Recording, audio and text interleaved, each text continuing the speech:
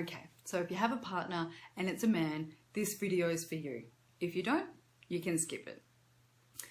Now that you know how to tell if you're ovulating, you can then work out when your fertile window is. This is measured from the day that you ovulate and the 5 days leading up to that day. Even though the egg survives only 24 hours, your partner's sperm are able to survive and fertilize it for up to 5 days after intercourse. So any intercourse within 5 days of ovulation could result in conception. Some difficulties in conceiving are simply from not knowing when the fertile window is. Now, having said that, in my professional and personal experience, for many couples, focusing on having sex during the fertile window can be rather unsexy. It can rob your sex life of its spontaneity and passion. Some men rise to the occasion, some men don't like the pressure, and some women don't like the pressure either.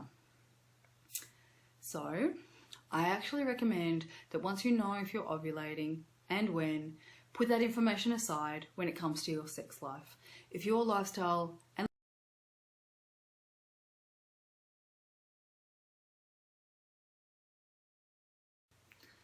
that way, you're going to catch your fertile period, no matter when it is.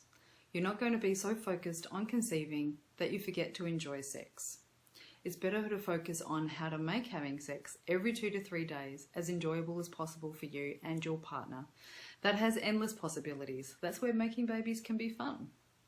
Now, if you or your partner have a low sex drive and having sex this often makes you cringe, then we need to talk about that too. For most people, their sex drive is hampered by too much stress or not enough energy. I'll show you how to manage that better in Module 2 of this program. Sometimes libido is hampered by relationship issues. If this is the case, I advise you to talk to a professional about it. This is one obstacle to trying to conceive that is hard to navigate without help. If none of the above issues apply to you, but sex that often is still unappealing, then you might benefit from some boosting or balancing with a natural therapist. Chinese medicine is especially good for this. The Chinese know how to reproduce well. And if you feel that you don't have the time to have sex every 2 to 3 days, then I have one question for you. How will you have time to care for a baby? Perhaps you could start adjusting your lifestyle now.